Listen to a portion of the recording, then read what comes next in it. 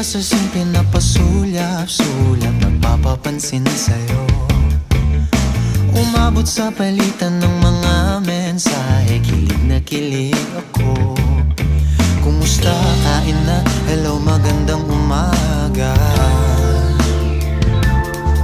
Ingat ka, pahinga, huwag kang masyadong magpupuyat pa.